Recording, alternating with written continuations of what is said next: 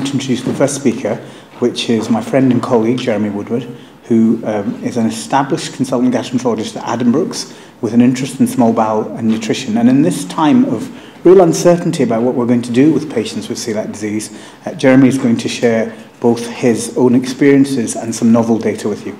Jeremy, thank you. Dave, thank you very much indeed for that introduction, and thank you very much indeed to Coeliac UK for putting on such an excellent day today. The programme looks very stimulating, controversial, and I'm sure we'll have some quite interesting discussion later on. This talk, I think, may well serve to stimulate some of that discussion.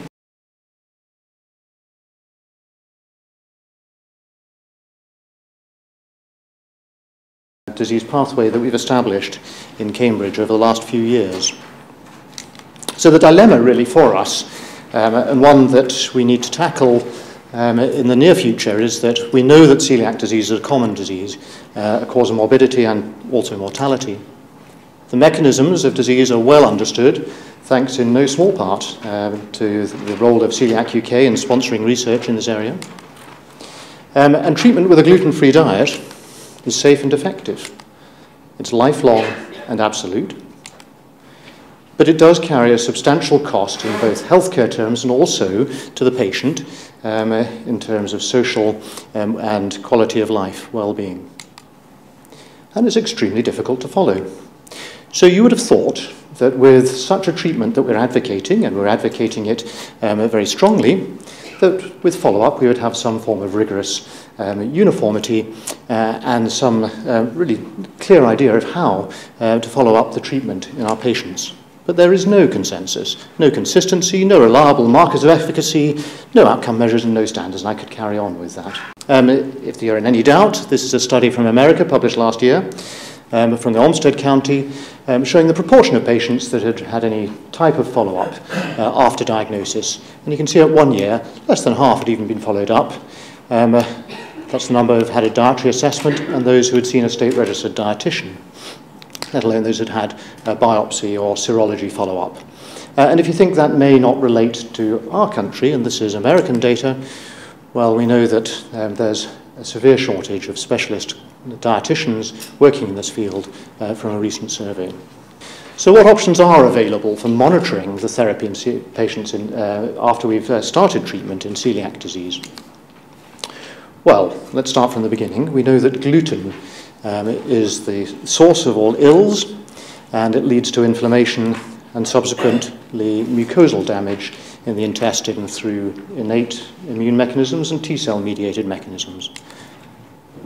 The mucosal damage leads through malabsorption and deficiencies to symptoms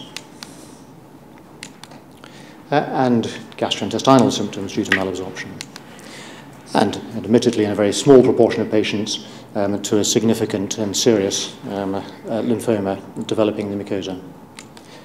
There's also a B-cell response leading to an antibody response, and we know that that's not directly involved with the mucosal damage we see, but does lead to dermatitis herpetiformis, and we know that there are a substantial proportion of patients with DH who do not show signs of mucosal damage on biopsy. And possibly long-term untrammeled inflammation could lead to cardiovascular disease, although this is difficult to prove. And we know also that the genetic background of patients influences all of these pathways, probably separately and in different ways. So when it comes to monitoring the response to diet, we could simply look at the adequacy of the diet. Are we fully excluding gluten from the diet? We could look at the symptoms. Or we could look at mucosal damage or the antibody response. And you'll see that I've coloured these rings in different colours because I'd like to consider these as subjective markers, if you like. Dietary assessment is extremely difficult. It's so dependent on the quality of patient recall and the dietetic assessment, and we have no certainty that gluten is being fully excluded. Not surprisingly, given the difficulties with this, there are transcultural differences in the gluten content, so it may not be transferable between different populations. Patient thresholds for gluten sensitivity may differ, and it's extremely difficult to exclude any forms of all forms of contamination, for instance, from eating out and if people are travelling a lot. What about symptoms and signs? Well, which symptoms and signs? We can generate a list as long as your arm of symptoms and signs in celiac disease, of which none features very strongly. And some of these symptoms, we all know as practicing clinicians, are only actually apparent in retrospect, when patients actually say they feel better having been on a diet. And there are symptoms that may be due to celiac disease, but actually turn out not to be due to the celiac disease after it's treated, so the opposite of that. So what about the objective markers that we've got to follow up?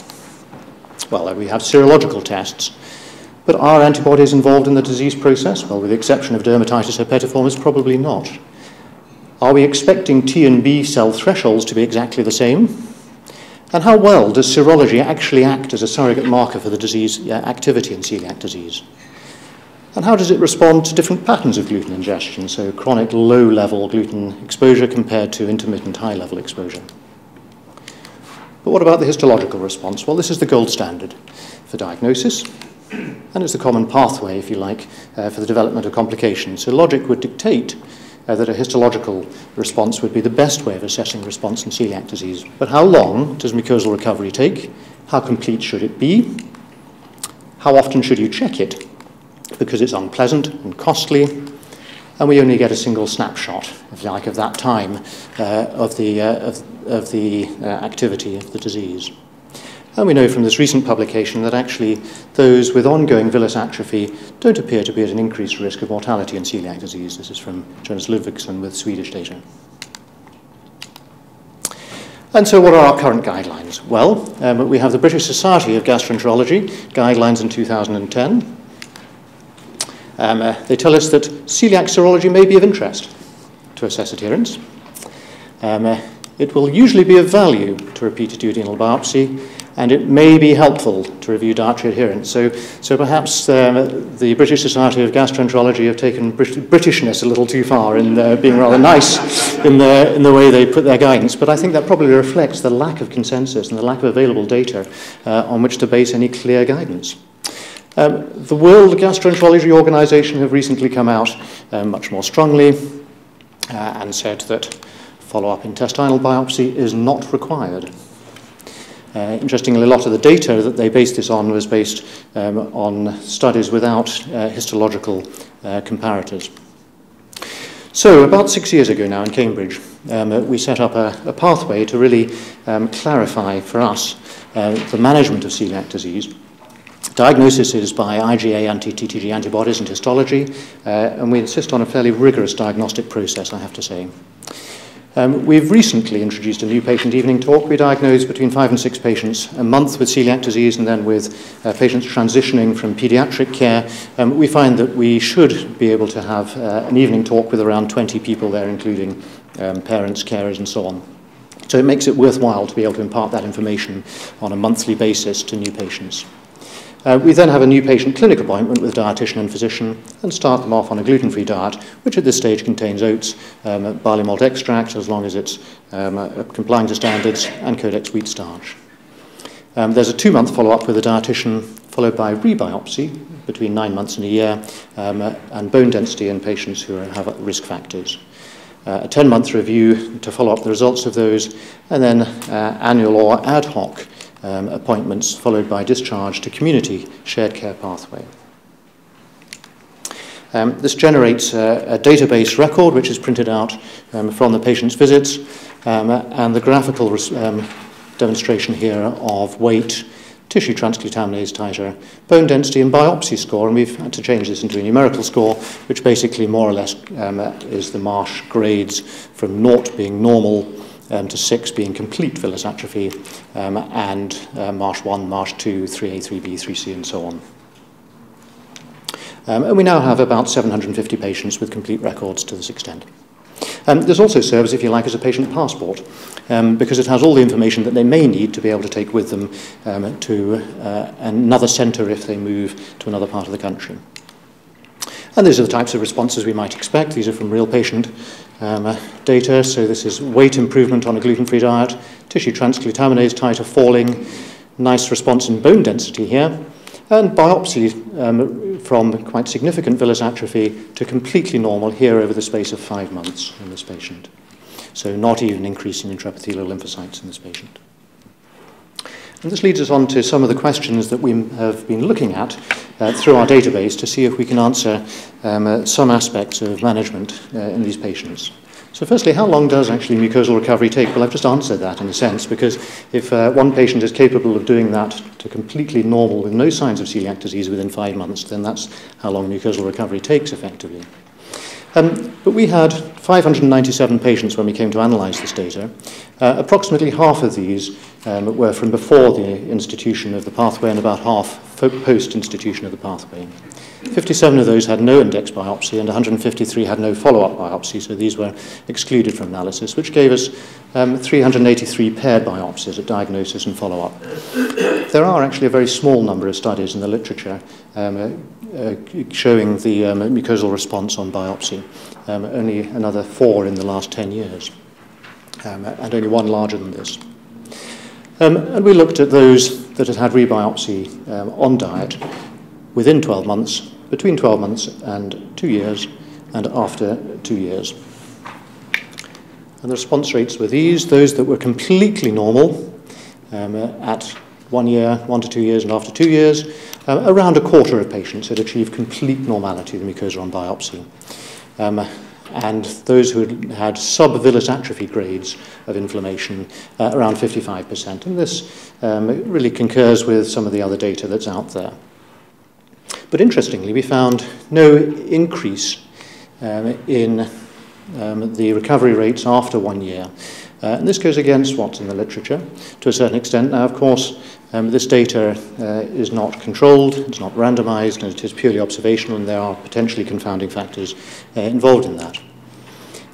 We did also show that pre-institution of our pathway and post-institution of the pathway, there was a significant improvement in complete response rates, but of course there were also other things going on at that time, including improvements in gluten-free diet availability and so on. So it may not have anything to do with the institution of the pathway.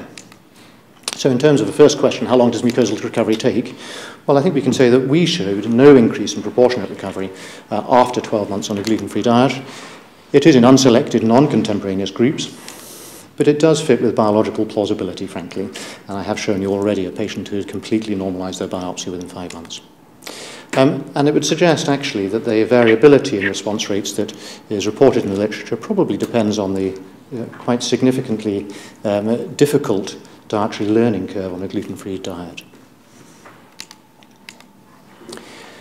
Next question is, how good is serology as a surrogate marker of villus atrophy at diagnosis? Well, we can answer this very simply. About 2% of our patients were IgA deficient, and 15% of the remainder were IgA TTG negative at diagnosis. And this is the rigorous diagnostic techniques applied in tandem.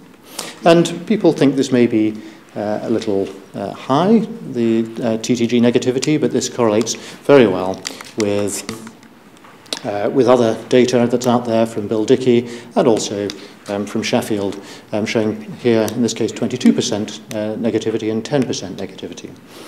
So the sensitivity of tissue transglutaminase antibodies at diagnosis is not as good as has been reported. What about on follow-up? Well, we found that the majority of our patients who had villus atrophy on follow-up actually had negative serology. So the sensitivity for picking up villus atrophy in follow-up biopsies is much lower even than at diagnosis. And this again has precedent in the literature, most interestingly from this study of deliberate gluten challenge, where only 40% of patients who had villus atrophy after gluten challenge also had a serological response.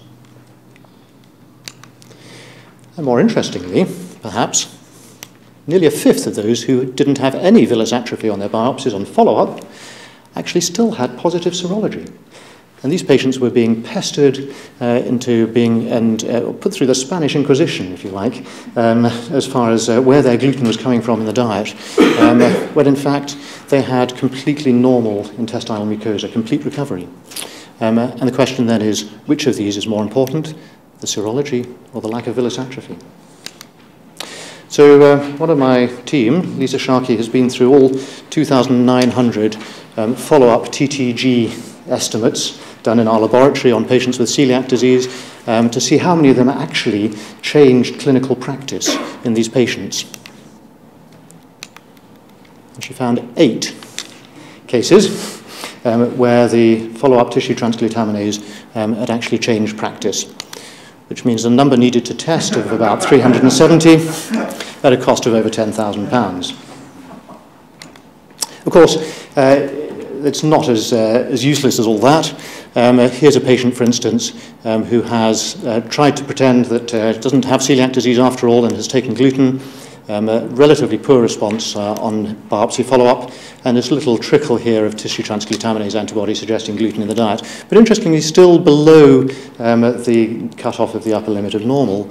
So if you weren't following this sequentially like this, you might not have picked up that blip and still considered it a negative tissue transglutaminase. So now, we took this a little bit further, and looking at those who had persisting villus atrophy, there were 168 patients in our group with that, of which 71 didn't have a further biopsy, but 97 did. And in those 97, we were able, after demonstrating persisting villus atrophy, to show that there was a gluten source that could be identified as the cause of that villus atrophy in about 70%. And they went on to have a third biopsy after removing that gluten source from the diet. And we found again that about half of the patients could restore their mucosa to subvillus atrophy, and about half still went on to have villus atrophy after that. So perhaps diminishing returns, but a half at each stage. We also found that 29 of those we could find no potential gluten source, even with significant and very intensive dietary assessment and patient food records and so on. And these, we intensified the diet. We put them on what we call a supersensitive diet, taking out oats, barley malt extract, Codex wheat starch. And in these we found that a substantial proportion normalized their biopsies, lost their villus atrophy, but some still had persisting atrophy at that stage. So how good are dietitians and patients, and all patients, at identifying gluten in the diet on dietary assessment? Well, we found that dietary indiscretions could be detected in about 70% of those who still had villus atrophy on follow-up biopsy. Interestingly, many of these patients actually knew full well about it, but were in some form of denial and were waiting to see whether the biopsy actually was normal after all, and perhaps they didn't have celiac disease. And when it was discussed afterwards, they were very clear about where the gluten was coming from, and it took the biopsy and demonstration of villus atrophy for them to realize that. And about half of them improved actually with removal of the identified source. So I think the answer to this question is that quite good is the answer, but not perfect. And are current gluten-free diet limits appropriate for all in terms of the gluten content of the diet? Well, interestingly, this is only a partial answer to that question.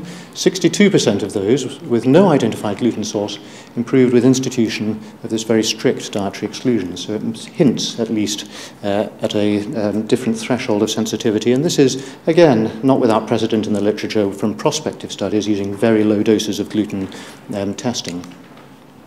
And of course, during the course of this study, there was a change in legislation, reducing the gluten to less than 20 parts per million in gluten-free food. But it does, as I say, hint at an individual threshold for sensitivity. So on the basis of this, it would suggest that our pathway is actually wrong. And what we need to do, instead of having a follow-up at 10 months, is to introduce a further dietetic review to pick up those 70% of patients, if we can, prior to their follow-up biopsy, and perhaps move these out a little bit, a bit longer to give them time to respond after removing the gluten from the diet.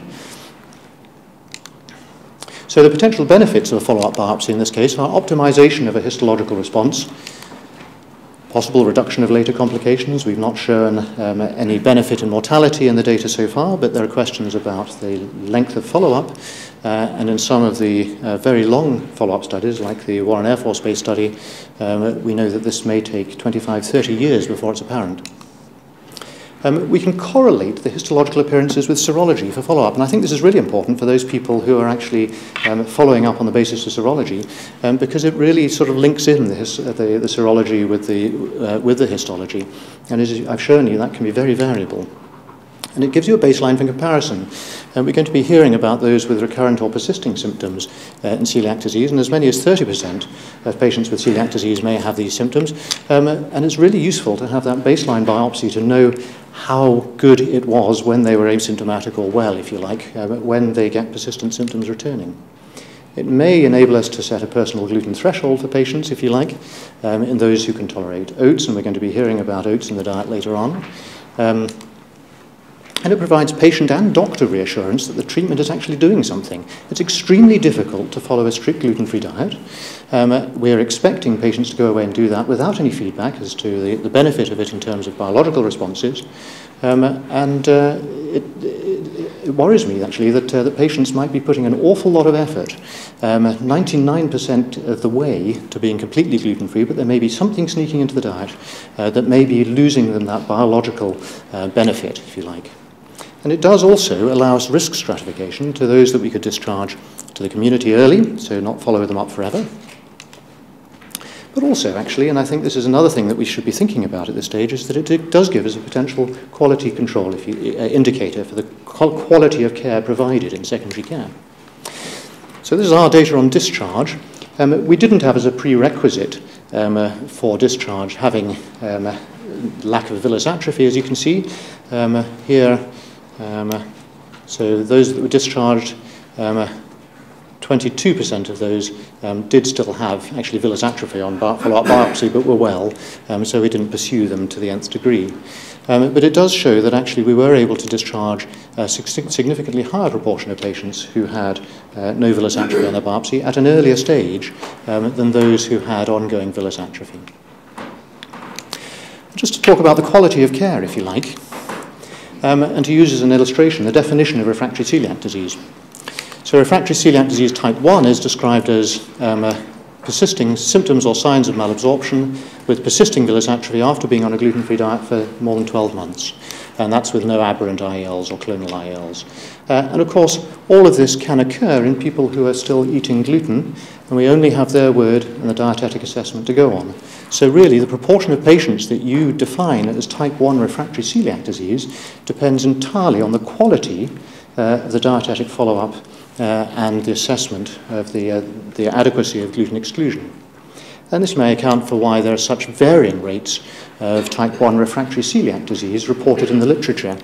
In our series, about 0.5%, going to great degrees of certainty to make sure that gluten is out of the diet, compared to other centres where there are very high rates of type 1 refractory celiac disease reported.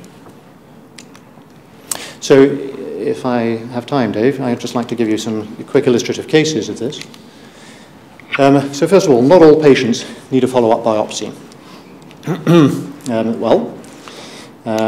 This is a 48-year-old female who was found to be coincidentally iron deficient, not an uncommon way for celiac disease to present, but she was entirely asymptomatic. Really couldn't find any symptoms in her whatsoever, despite trying very hard. Her tissue transglutaminase was mildly elevated, but duodenal biopsies showed significant subtotal villus atrophy, almost completely flat. 10 months later, without iron supplementation, her ferritin was entirely normal. She was still asymptomatic, but repeat biopsies were, if anything, slightly worse. And the tissue transglutaminase was, of course, normal. So we started her on the super-sensitive diet. We cut out the oats, Coeliac wheat starch, barley malt extract. And 10 months later, she was still perfectly well, although a little fed up. Biopsies were completely unchanged. We'd not been able to shift anything with her at all. And I know that this person was extremely careful with diet, almost fastidious. And just last week, the molecular studies arrived on my desk showing that she had a clonal T-cell receptor rearrangement on this biopsy. So in our hands, this now mandates immunophenotyping of the intraepithelial lymphocytes and a careful search for lymphoma. And if we don't find it, then much more careful biopsy follow-up in that case. But she's entirely asymptomatic, and she doesn't count as a case of refractory celiac disease by existing criteria or definitions, which don't have any room for this type of presentation. So whilst not all patients need a follow-up biopsy, and I'm pretty sure that is the case, it may be that only 50% of patients really need a follow-up biopsy. I don't know which 50%. Okay, so what about patients should be followed up by serology? So this was a 60-year-old female who presented with bloating, wind and loose motions. She had a very raised tissue transglutaminase antibody, she had partial villus atrophy, and she was started on a gluten-free diet with a firm diagnosis of celiac disease. 6 months later, she had persisting symptoms and was rebiopsied, which showed persisting villus atrophy. This was in another hospital. We would normally not rebiopsy at that stage, although if you have persisting symptoms, that might bring that forwards. Tissue transglutaminase was still elevated, however, and she was told that this indicated gluten in the diet and that she needed to be more careful with her diet. And she had ongoing persisting symptoms, repeated returns to the dietitian, to the GP, repeated elevated tissue transglutaminase levels, repeatedly told that she was getting gluten in the diet, going to extraordinary degrees to get the gluten out of her diet, getting extremely worried about this. And then she read about refractory celiac disease and was referred to our service. She still had an elevated tissue transglutaminase antibody. We were pretty sure she wasn't getting any gluten in her diet, and her biopsies were entirely normal. We put her on a low-fiber diet and treated her IBS. So this is a case where we've been misled by an elevated tissue transglutaminase in somebody who had normal biopsies and follow-up, and we found this in as many as a fifth of our patients on follow-up. Finally, trace levels of gluten are well tolerated by all celiacs. This is another 60-year-old female who presented with weight loss and diarrhea, and you can see quite significant weight loss here. Tissue transglutaminase is elevated, significant villus atrophy on biopsies. After 6 months, she had persisting diarrhea. She had not gained weight. In fact, she had lost weight. The tissue transglutaminase was falling nicely, and she was on a strict gluten-free diet and very fastidious with it. She was rebiopsied, showed no change in the villus atrophy, and this was sent to us for clonal rearrangement studies and showed actually that she had a clonal T-cell receptor rearrangement. She still had excellent adherence to a gluten-free diet. So she was considered refractory, and by the referring hospital was started on prednisolone and azathioprine before referral to us. She did very well on that treatment. She gained weight, and biopsies 9 months later were now entirely normal. And she'd lost the clone as well. So we actually at that stage started her on our super-sensitive diet and stopped the azathioprine. And the biopsies remained effectively normal thereafter. So suggesting that actually she was probably intolerant to very small traces of gluten in the diet and had been diagnosed as refractory disease purely on the basis of a spurious and transient clonal T-cell receptor rearrangement that we often see in patients at diagnosis. So my conclusions. I've shown you the benefits, if you like, of a defined pathway of care and of longitudinal data collection and presentation of that data. I think in a chronic condition like this, it's extremely valuable to have that sort of presentation of data that we have, and it's something that we might wish to develop in terms of managing care of celiac patients.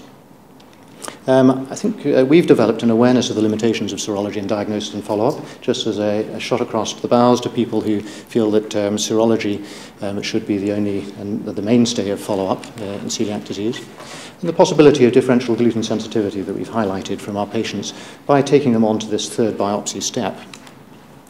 I've described wide-ranging benefits of rebiopsy, which are not just or perhaps even a reduction in late complications, which may be a long way down the road. And I think now is the time also to think about the development of care quality indicators in this regard, because we have no way of following up how good, how well patients are supported on a gluten-free diet. It's probably, when we're talking about celiac disease, reasonable for us to go back to the ancient Greeks where this all first started, although not with Hippocrates. And he said there are in fact two things, science and opinion. The former begets knowledge, the latter ignorance. And I think that an awful lot of our current practice in celiac disease is based on opinion. What we really need is prospective study data, and we don't have that, but we can get that. We need a proper health economic analysis, and we need better objective markers for follow-up. In fact, we might already have those. Recently described has been a test to test for the fecal 33mer, this long oligopeptide that carries the immunotoxic epitopes in gliadin, and it can be detected in the stools in patients who are still ingesting gluten, as it's so resistant to digestion. So that may be a very good objective marker for gluten ingestion. And similarly, markers of intestinal mucosal damage, such as the intestinal fatty acid binding protein present in the serum. It may be a way of avoiding biopsy and giving us an indicator of mucosal damage. So finally, we do now have very good guidance on the recognition and assessment of celiac disease, and what we really need is consensus on the management of celiac disease. It's a very exciting time at the moment, as NICE are currently putting together a working party to look at this again, but also take this further and look into the management of celiac disease. And there will be plenty of opportunities for people as stakeholders to comment at every stage of this process, probably over the next 2 years, and as well as get involved with vacancies on the guideline development group as they come up for the development of this guidance over the next 2 years. There we are. Thank you very much indeed.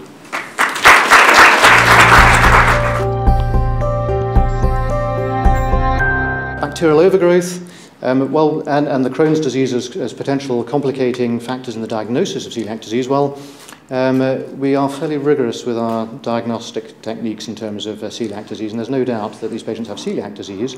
In terms of the tissue, the antibody negative will check HLA as well, and their response. And again, it gives you that benefit of the response on by follow-up biopsy, because if you don't have that, we do occasionally go even one step further and do a gluten challenge if there's any question about them not having celiac disease. So this is the group of patients who have celiac disease. We find a whole host of patients as well who present with villus atrophy and negative antibodies who don't have celiac disease, non-steroidals, for instance, Helicobacter and that sort of thing. So quite a large group, certainly. Very nice talk. Ian Sanderson, London. In your pathway, do you have specific criteria as to when patients can be returned into the community? Also, I'm thinking about children, because you said that many of your patients came from the pediatric transition group, but that means they haven't been returned to the community, I would guess. So I think I've raised a whole host of questions that hopefully will be answered later on during the day by other speakers as well. But so in terms of our criteria for discharge, I mean, the patient has to be, we don't necessarily have lack of villus atrophy on follow-up biopsy as one of our criteria, although it helps, certainly. The patient has to be well, has to be in a situation where they can be managed up in the community, and that actually occurs very quickly in patients who we find a good histological response on follow-up. Of course, it is only a snapshot, and we don't really know longer term, and so we're about to go back and look at all those patients that we have discharged and see if they are getting annual reviews with the GP, as we suggest on our shared care pathway, and also to see what their experience of that is, whether it's better or not. But we do have a relatively small number that are actually referred back to us for problems. So it appears to be robust at present, but of course when we're talking about celiac disease and risks and complications, we're talking about decades hence, and that's part of the problem and part of one of our dilemmas really in working out the optimal follow-up strategy, is that it can take such a long time to have that. And in terms of the pediatrics, well, yes, of course. So the transition patients, we like to see them regularly until they're supporting themselves independently. So we don't discharge those until they are out of college or living independently, purely because there's so many things else going on in their life. They need to be reminded that they have celiac disease at that stage, I think, and to try to keep on with it. So we don't have a policy of discharging adolescents and young adults. Okay, any final questions? Hugh. Hugh Jenkins, Cardiff. Just a brief comment, actually, just for those who don't know.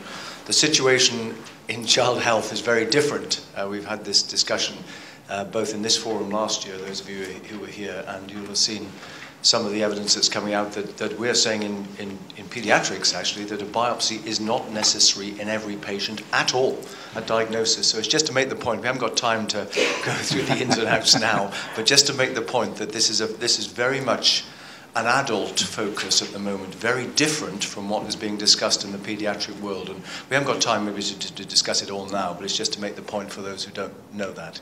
But I think we need to be looking towards areas of consensus across the board, actually, and looking to see whether there are particular reasons for that disparity in practice, apart from the obvious. Okay. Thank you very much, Jeremy. Thank you for a very thought-provoking presentation.